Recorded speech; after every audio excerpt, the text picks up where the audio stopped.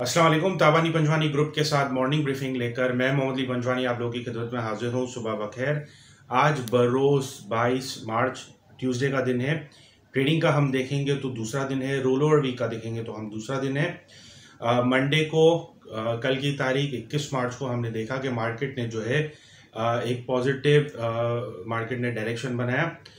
200 point की market ने covering की। उसकी जो बुनियादी वजह थी, संडे 20 मार्च को फेडरल गवर्नमेंट और बलूचिस्तान की जो गवर्नमेंट है उसने मिलके जो रेकोडेक के मामला थे, रेकोडेक का जो डिस्प्यूट था कंपनी के साथ, बैरेक गोल्ड कॉरपोरेशन के साथ जो मामला थे, उसको दोबारा रिवाइव किया है और एक नया अग्रीमेंट साइन किया गया है जिसके तहत जो है वो शेयरिंग की जाएगी।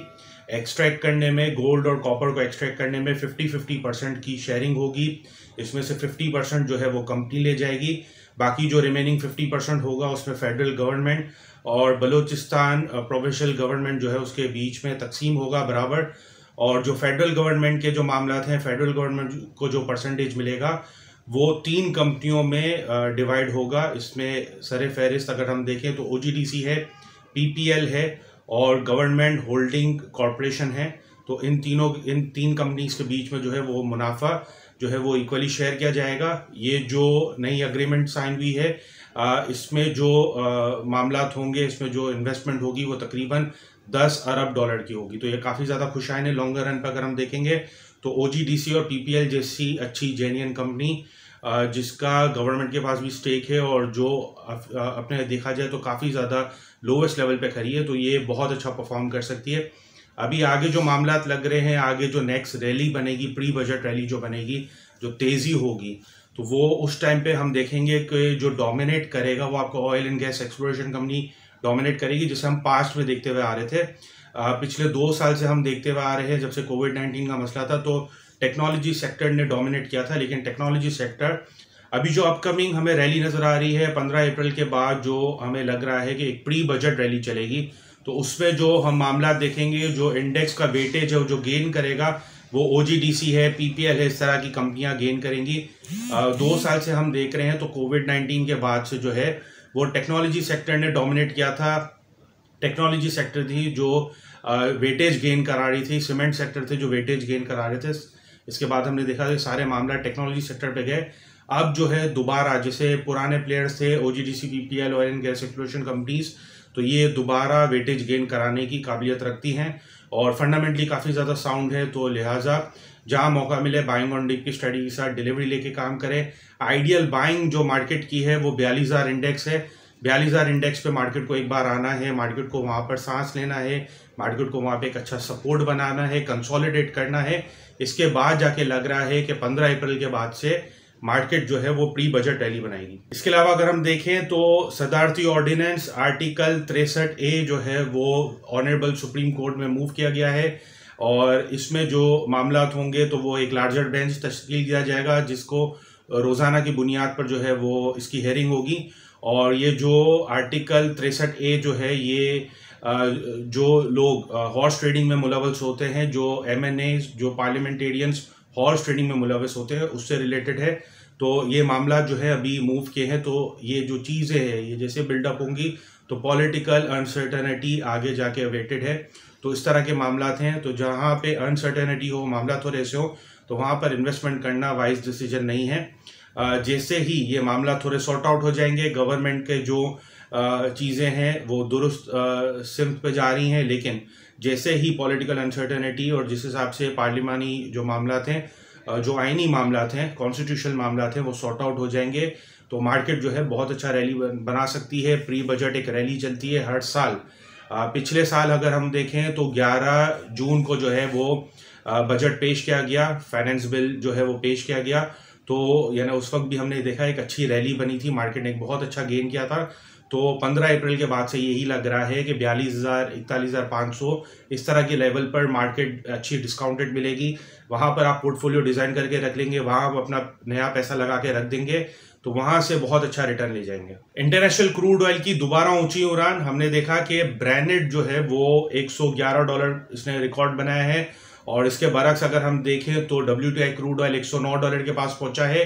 ریزن یہی ہے کہ جو یورپی یونین ہے اس نے یو ایس کا ساتھ دینے کا فیصلہ کیا ہے، اور جس حساب سے یو ایس جو ہے وہ سینکشن لگا رہا ہے آئل پہ، رشین کے آئل پروڈکشن پہ، تو اس طرح جو ہے وہ یورپی یونین بھی اس طرح کے معاملہ چلا سکتا ہے، جس کے پیش نظر کروڈ آئل کے ریٹ سرچ کیا۔ مسلسل چھٹے دن سے ہم دیکھ رہے ہیں کہ جو ڈالر کے پرائز ہے وہ سرچ ہو رہا ہے، ڈالر جو ہے وہ بے قابو ہے، 181.25 روپے چل رہا ہے ڈالر، اور پرسنٹیج وائز اگر ہم دیکھیں تو روپی جو ڈیپریشیٹ کیا ہے وہ 0.38% ڈیپریشیٹ کیا ہے۔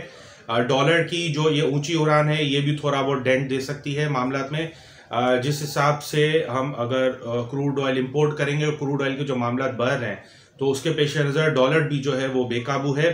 کول پرائس، ریچرڈ بے کول پرائس کا ڈیٹا اس مطابق ہے 332.65 ڈالر چل رہا ہے، اس سے جو گین کیا ہے 2.65 ڈالر گین کیا ہے، پرسنٹیج وائز اگر ہم دیکھیں تو 0.80% ہے۔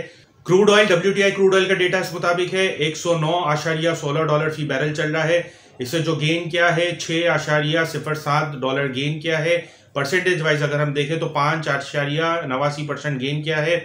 ٹیکنیکل ڈے چارٹ اس مطابق ہے، ڈے چارٹ پہ اگر ہم دیکھیں تو مارکیٹ کا سپورٹ 42,046 پر ہے، آرلی چارٹ پہ اگر ہم دیکھیں تو امیجٹ سپورٹ جو بن رہا ہے وہ 42,956 پر ہے۔ مارکیٹ کو ایک بار 42,000 کے لیول پر سپورٹ لینا ہے، مارکیٹ وہاں پر کنسولیڈیٹ کرے گی، مارکیٹ وہاں پہ تھوڑا ٹائم اپنے آپ کو ایڈجسٹ کرے گی، اس کے بعد جا کے مارکیٹ جو ہے وہ پری بجٹ ریلی کے لیے تیار ہوگی۔ فی پی لی پی ڈیٹا اس مطابق ہے، ٹوٹل 8 بائر ہے جن میں بروکرز، کمپنی، فورن individual, insurance company, mutual fund, NBFC، other organization, overseas Pakistani.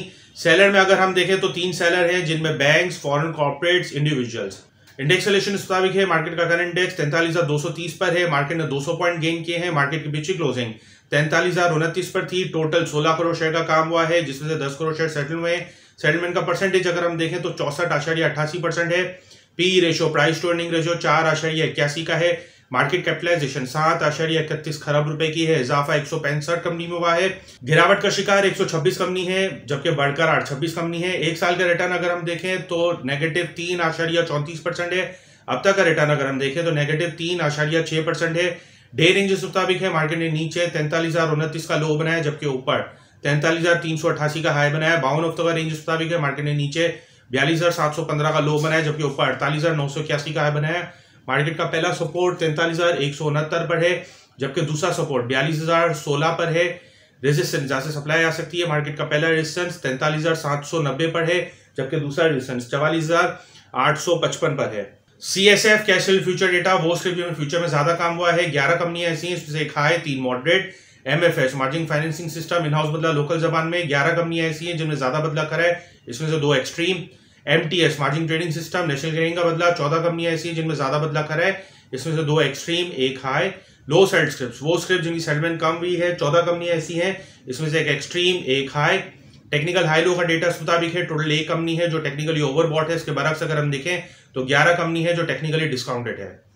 کل کی تاریخ میں اگر ہم دیکھیں تو مارکیٹ نے جو ہے وہ اس سال کا تھرڈ جو ہے لووسٹ والیوم جنریٹ کیا ہے، تو مارکیٹ میں اس حساب سے خاطر کا والیوم نہیں ہے، تو لہٰذا جہاں موقع ملے سیل آن اسٹرینتھ کی اسٹریٹجی کے ساتھ کام کریں، مارکیٹ میں تھوڑا ویٹ کریں، رمضان کا بھی مہینہ ہے، اور جہاں موقع ملے وہاں پر ایک اچھا سا پورٹ فولیو ڈیزائن کر کے رکھ دیں پری بجٹ ریلی کے لیے۔ مارکیٹ جو ہے ہمیں لگ رہا ہے کہ 15 اپریل 2022 کے بعد سے جو ہے مارکیٹ ایک پری بجٹ ریلی کے لیے مارکیٹ تیار ہوگی، اس سے پہلے ابھی جو ہے خاطر خواہ کوئی ایسی چیز نظر نہیں آ رہی جو مارکیٹ کو تیزی کرا سکے۔ مارکیٹ میں اگر ہم دیکھیں تو جمعے کے دن 700 پوائنٹ مارکیٹ نے لوز کیے ہیں، تو 200 پوائنٹ کی کورنگ کرنا کوئی بڑی بات نہیں ہے، اور اس طرح کی نیوز آنے کے بعد، ریکارڈ ایک کی نیوز آنے کے بعد تو کوئی یہ بہت بڑا سائن نہیں ہے کہ مارکیٹ میں ایک بہت اچھی ریلی چل گئی ہے۔ تھوڑا ویٹ کرنا چاہیے، جہاں تھوڑا ویٹ ہو کے محتاط ہو کے انویسٹمنٹ کریں گے، کوشش اپروچ رکھ کے انویسٹمنٹ کریں گے، ڈیلیوری بنائیں گے، ونس اگین اسپیکولیٹو سٹاکس پہ نہیں جائیے گا، کوشش کریں اچھے فنڈامنٹل ساؤنڈ سٹاکس پہ کام کریں جن کی انٹرنسک ویلیو کافی زیادہ ڈسکاؤنٹڈ ہے، P ratio, simple price to earning ratio جس کا کافی زیادہ ڈسکاؤنٹڈ ہے، جو ہم دیکھ رہے ہیں کہ سال کے لووسٹ پوزیشن پہ کھڑے، لووسٹ ریٹ پہ کھڑے، تو وہاں پر آپ بائنگ کریں گے، ان اسکرپٹس میں بائنگ کریں گے، اور 42,000 کے لیول پر بائنگ کریں گے تو انشاءاللہ آپ بہت اچھا ریٹرن لے جائیں گے شارٹ ٹرم میں. جو پری بجٹ ریلی چلے گی اس کے اندر جو ہے آپ کے معاملات بہت اچھے ہوں گے. یہ تھا مارکیٹ کا کرنٹ ڈیٹا. اسٹاک مارکیٹ سے متعلق مزید معلومات اور اپڈیٹ کے لیے جڑے رہیے تاپانی پنجوانی گروپ کے ساتھ. ہمارے چینل کو لائک کریں, سبسکرائب کریں, بیل آئیکن کو ہٹ کریں, کمنٹ سیکشن میں اپنے کمنٹ سے آگاہ کریں. شکریہ.